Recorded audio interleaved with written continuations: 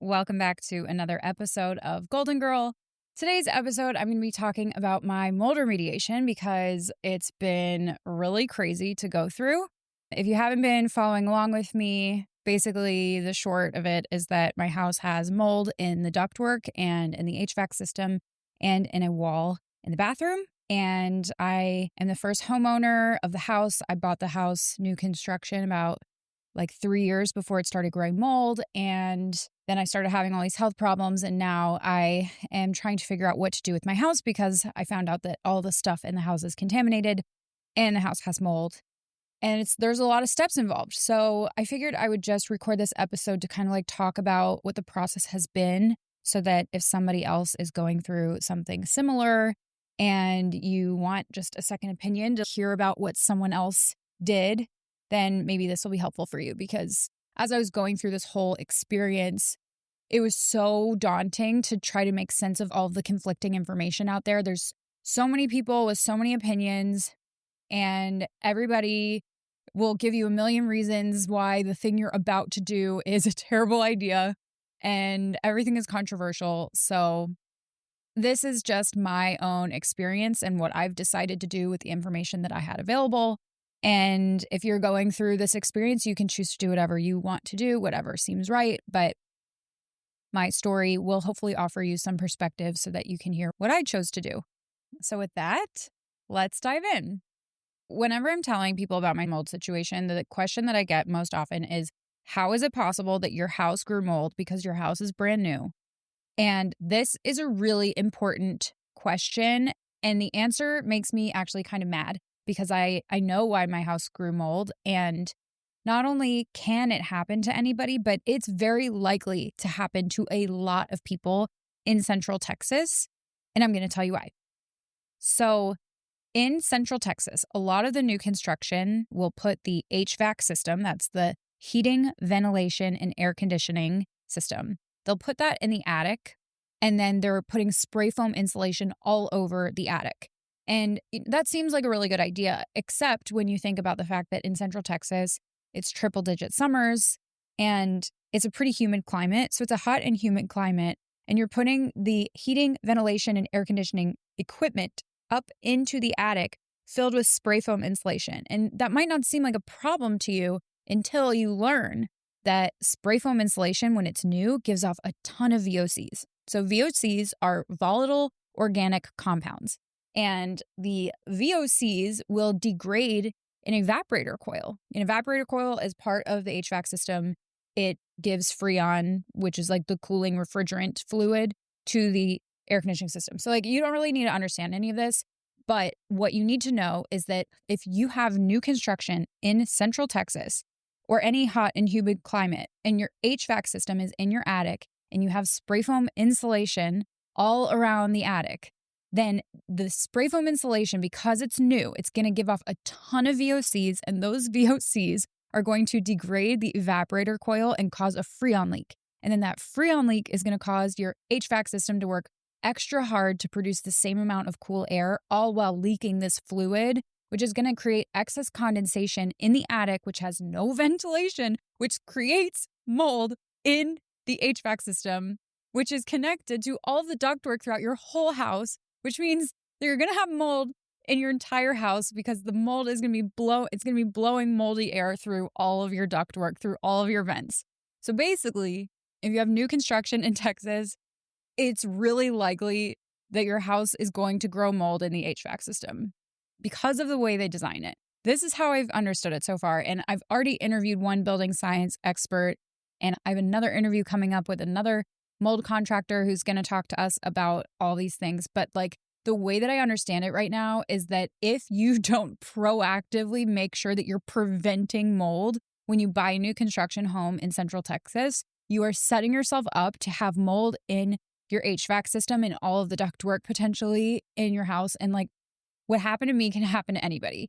So I cannot emphasize this enough, that you should contact an HVAC consultant and make sure that you're either installing a dehumidifier in your home or a dehumidifier in your attic, or putting an air purifier that captures VOCs up into the attic so that it does not degrade the evaporator coil. Have this stuff checked out, because if you don't, it's going to be too late. And I was such a good homeowner. Like I was so diligent. I always changed out my vents and I had an air purifier and I thought I was doing all the right things. And there's so much extra information that I didn't know. And I certainly didn't understand the way that the building science worked.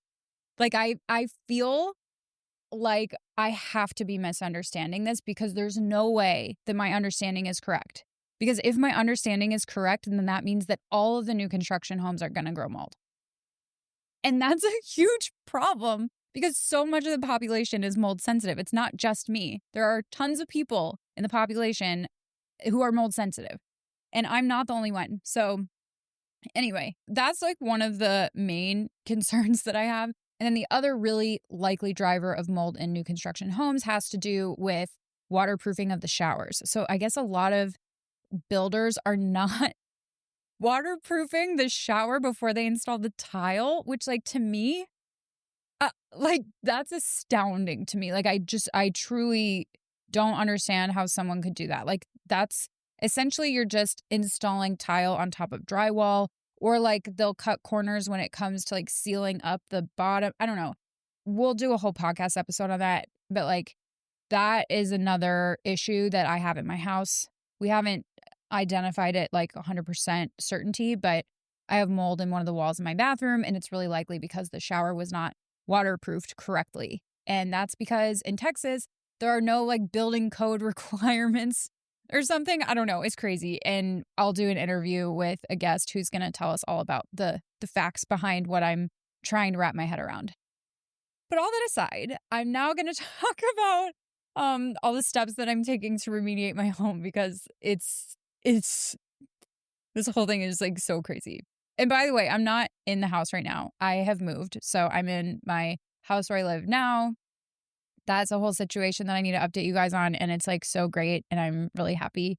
But that'll be a future episode because today is about mold. Yay. So let's talk about it.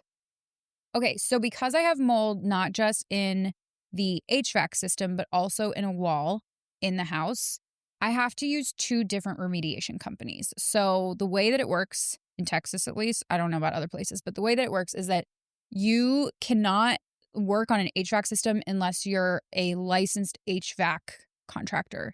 So because I have mold in my HVAC system, I have to use an HVAC contractor company to remediate the mold that's in the HVAC system. And that includes the ductwork, which are those like metal looking things in the ceiling.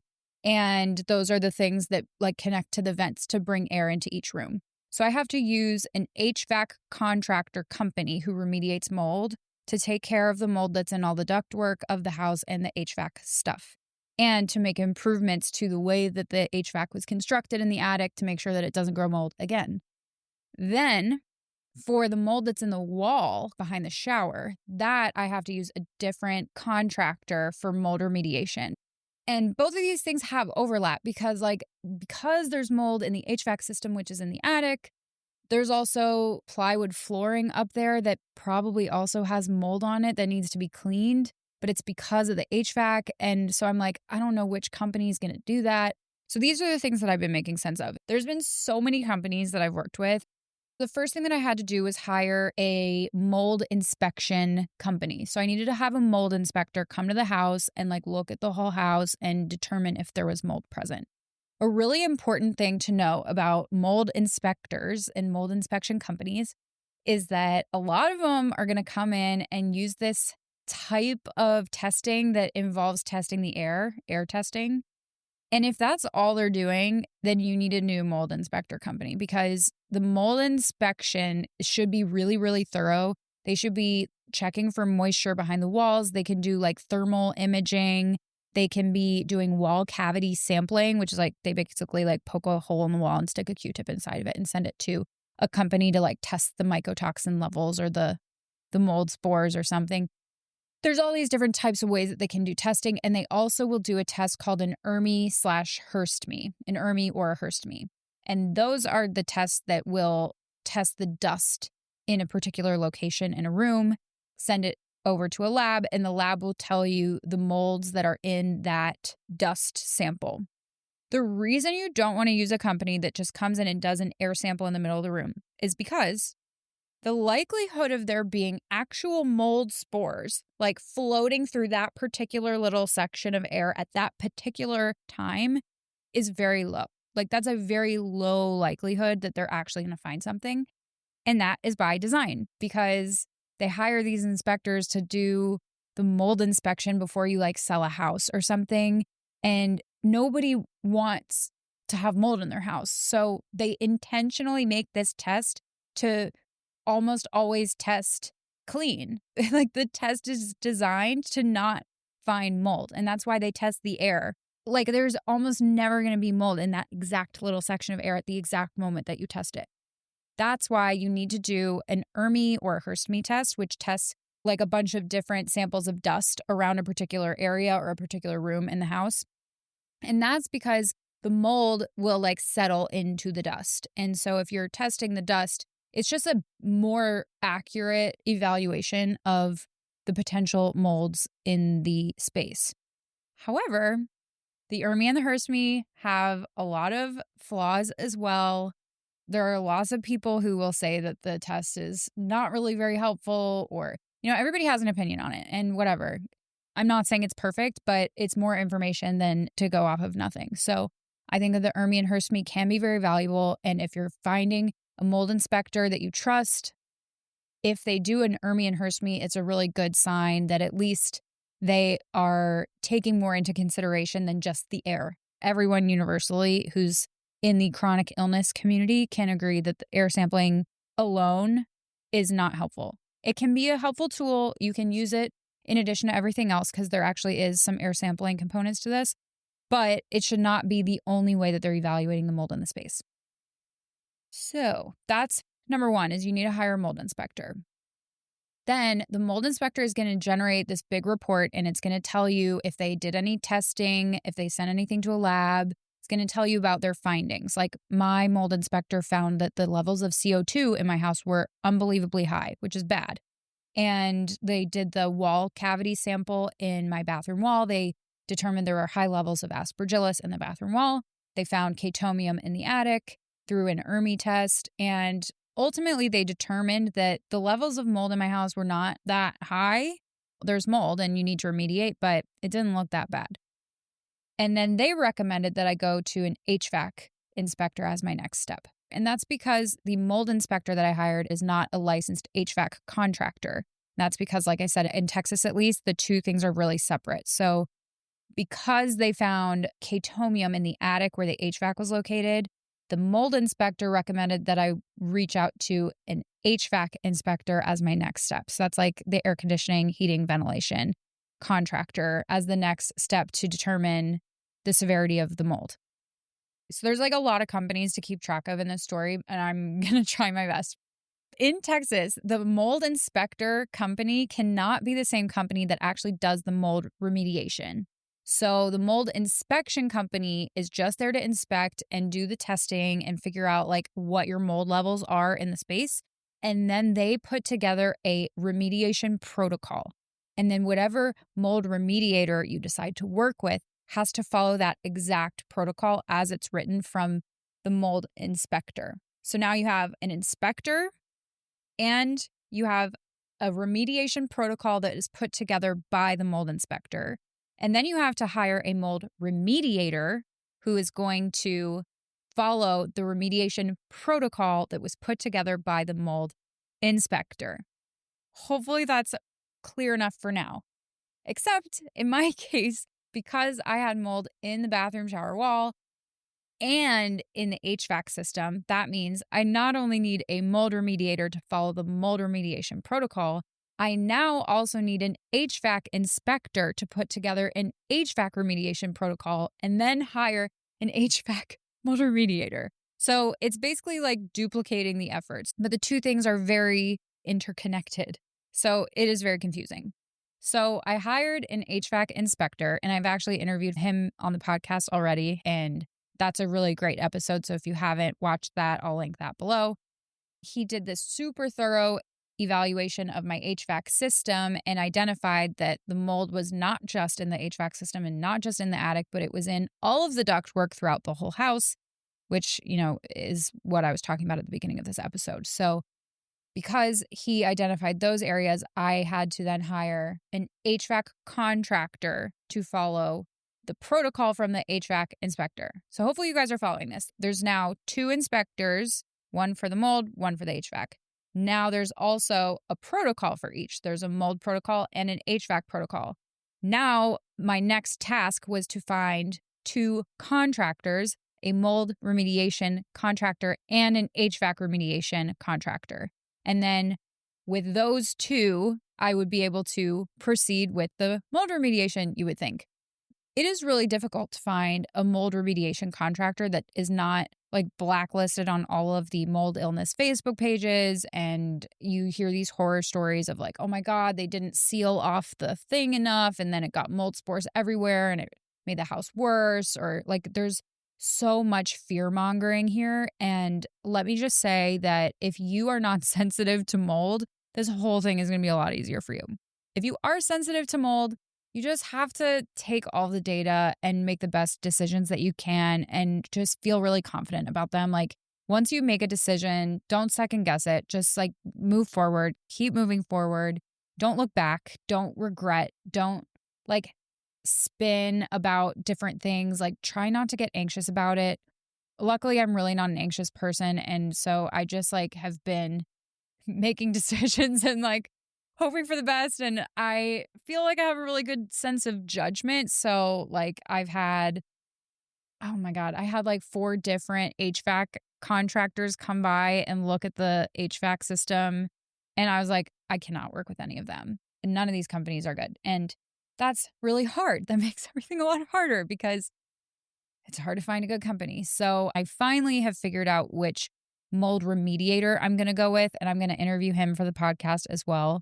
I got some HVAC quotes and I just need to pick a company. And these quotes are astronomical, by the way. Like this is like tens of thousands of dollars. It's insane. And I don't know how anybody has the kind of money to pay for this. Like I haven't even wrapped my head around that part yet. That's for another day.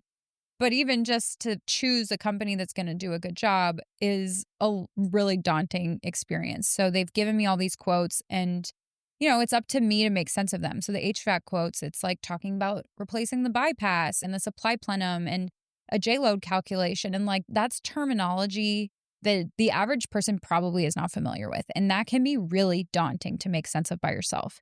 But when your life depends on it, you do whatever it takes to be safe and be healthy and be okay. So these are things that I've now learned. And I'm like, oh, you know what? There was a J-load calculation done before I moved into my house. Let me find that and provide that instead of being charged $2,000 for it. Like just try your best to do all this. Also, it's incredibly hard to make sense of all of this if you're just the average person who's not familiar with this terminology, let alone making sense of it while you're struggling to recover from chronic illness. Like the exact people who are going through this situation are the people who are sick and who don't have the ability to be making sense of all of these quotes, and their livelihood is being threatened. It's very scary for people, and that's just so unacceptable. Luckily, a lot of my health symptoms have improved since I've moved out of the house, but I still have debilitating elbow pain. So I really can't spend a lot of time on a computer, like maybe 10 minutes a day maximum on a computer typing and clicking. I can't be scrolling through quotes. I can't be emailing these contractors. Like I'm using voice to command my phone and the computer, and it's really hard. So I'm grateful to have like the mental capacity to handle this slowly right now. But some people are dealing with such debilitating brain fog and fatigue, and to have to go through this alone is so much. So if you know somebody who's struggling with this stuff and maybe you're not going through it, maybe you're not that close to them, but if there's something that you can do to help them, like definitely offer. And yeah, that's a tangent. So let me get back to my story here. So now I have my mold remediation contractor selected, and I'm getting ready to have my HVAC contractor selected. And you would think that like once I figure out how I'm going to pay for it, that I'd be good to go. But there is now the problem of mycotoxins. So let me just define what mycotoxins are in my non-expert way. So the mold spores are like living things. You think of mold spores, you think of mold, and everyone's like, oh, you just need to kill the mold. You can kill the mold, but the mold gives off these things called mycotoxins. The best way I can explain mycotoxins is to give the analogy of mycotoxins being like a skunk's spray. When you think of a skunk, the skunk is going to give off this spray as its defense mechanism. And if you see a skunk and the skunk sprays you, and then let's say you kill the skunk, you're still covered in skunk spray. The smell is still there. Yeah, the skunk is dead and it's not going to spray anything else, but you are covered in skunk spray. And so you have to deal with that. Like, it's still going to smell. The mold is like the skunk and the mycotoxins are like the skunk spray.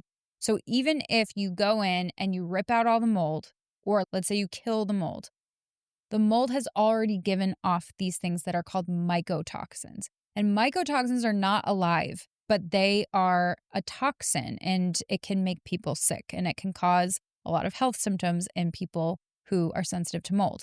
So even if you kill the mold, there are still mycotoxins everywhere. And these mycotoxins are teeny, teeny, tiny. They're really, really microscopic, teeny, tiny particles, and they can get everywhere. So in my house particularly, the first thing that I was concerned about is all the furniture that I built that I never sealed up. So they're all like made out of porous material like MDF. And all my sweaters that I've knitted, that's porous because they're made out of wool. And when you have mold in a space, the mold gets into the ductwork. The ductwork has mycotoxins in it, which means that even if you remediate the mold, all of my stuff has been contaminated with these mycotoxins. And so now if I want to proceed with this mold remediation, I already have a house that's full of contaminated stuff. And everyone is going to be different in their level of sensitivity to mold and mycotoxins. So you could be somebody who has no sensitivity whatsoever. Good for you. I'm really happy for you. Truly, I am. But the reality is that a lot of people are sensitive to mold, and women have more sensitivity to it than men. And it just is a reality that we have to deal with. And so you're not really going to know how sensitive you are to mold unless you have to deal with it. And even then, it's kind of hard to like wrap your head around it. Like, I didn't even think my house had mold in it. I was just having all these symptoms. And when I moved out of my house and I started feeling better, I was like surprised. I didn't even think, like, I was like, it's impossible that my house actually has mold that's making me sick, because it didn't even have that much. Everybody who came into my house and all the inspections and like all the reports and stuff, everything said my house didn't have that much mold. Like, my house barely has any mold and it was making me so sick. And I'm still so sick from it. So everybody has a different tolerance level for mold. But when there's so many unknowns, like in my case in my house, I just have no idea how contaminated my stuff is. So for all I know, I was reacting to the mold itself and not the mycotoxins.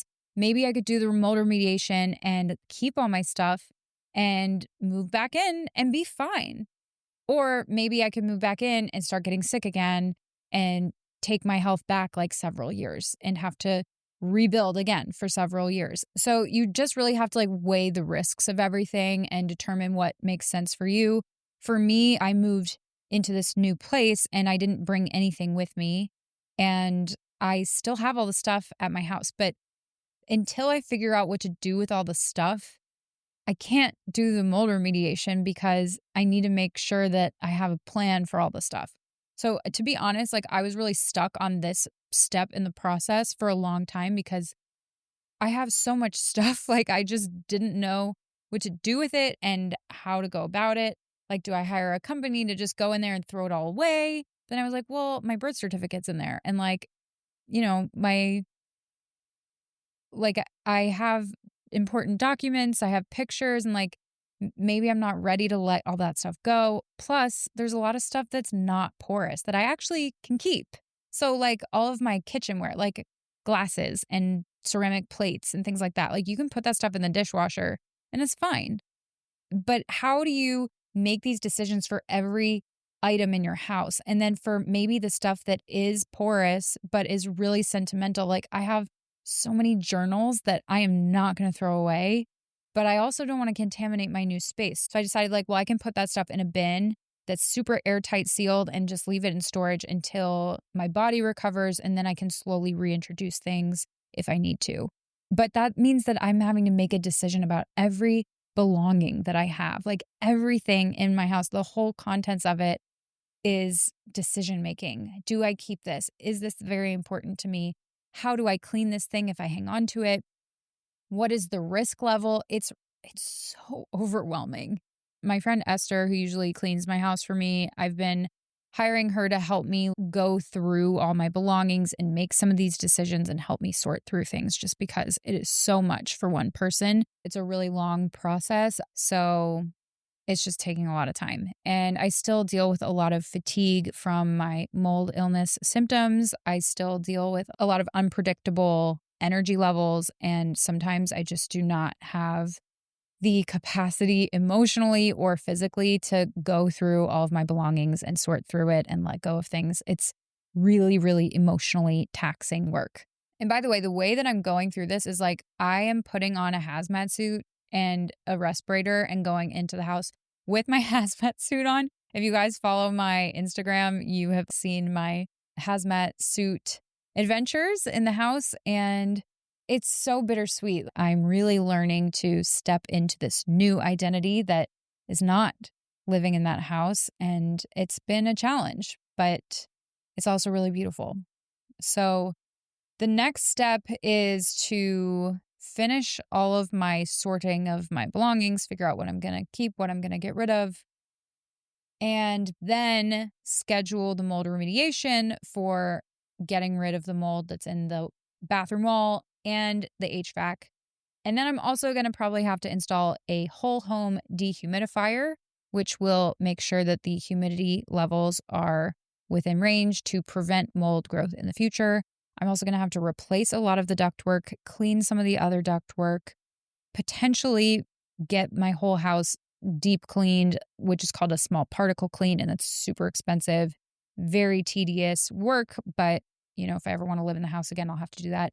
And then I already know I'm going to have to throw away a lot of the stuff that I've made for the house. So like I made these floating lamps, like these pendant lamps out of yarn and a beach ball, and there's no way to clean those. Like I have to throw them away. And I made custom curtains. I suppose I could wash them, maybe, but there's just so many elements of this. And yeah, it's really overwhelming. So I'm still just going through slowly, little by little, throughout the whole house to salvage and or donate and or sell all of the belongings in there. And it's a lot of work. It's really hard emotionally and physically.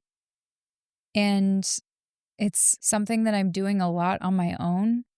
And that's also really tough. It reminds me a lot of dealing with chronic illness. It's like something that nobody sees and you're dealing with it day after day and trying to make sense of it and trying to push through and trying to have a normal life. But behind the scenes, you're dealing with a lot, and there's a lot that you have to carry and a lot that you have to let go of. And it's complicated and expensive. Yeah, I guess mold remediation has a lot of parallels there. So the next steps for me are to finish going through all my belongings, finish selling stuff, etc., and then schedule the mold remediation, schedule the HVAC remediation, schedule the deep cleaning, and then figure out how to rent out my house. I feel so grateful to have found such great inspectors and contractors and people who are willing to educate me on these things, because it really is so daunting. And I am so passionate about educating people on things that we should know to empower ourselves. Like, you shouldn't have to know about the building science behind mold growth in your ductwork. The building should just be designed to prevent mold growth in your ductwork. But the reality is that it's not. And so because that's not how the buildings are designed, I'm here to help spread information about this stuff so that you can be empowered to either make changes about your own home or investigate into what might make sense for you. So On this podcast, I already did an episode interviewing my HVAC inspector. I'm also going to be interviewing my soon-to-be mold remediator, and that one is coming soon. That's going to be maybe even a series because there's so much that we have to talk about in terms of the way that Texas homes are being built and why this stuff is happening and what you can do to feel empowered to have a safe and healthy home for you and your family, because we all deserve to live in a healthy home. So that is the latest with the mold remediation. I hope that you guys learned something or found this valuable. If you have any questions about it, please feel free to leave a comment wherever you're watching this, or you can also send me a DM on Instagram. My handle is @thegoldenGirlPodcast. It's so touching to read your comments and just to know that I'm making a difference by creating this podcast. It breaks my heart that so many people out there are suffering with chronic illness and suffering with mysterious symptoms that are potentially related to their homes. And I want to do everything that I can to spread more awareness about this and to help people feel really empowered about their situations so that they don't feel like they're a victim to their circumstances, but they can have a good grasp of what's happening and feel empowered to take action to change it. If you have been enjoying the podcast, the best way to show your support is to follow along, like, subscribe, leave me a 5-star review, and share with your friends. All of those things are ways that the podcast can reach more viewers and listeners like you. Thank you so much for your support and for listening. I'll see you guys next time.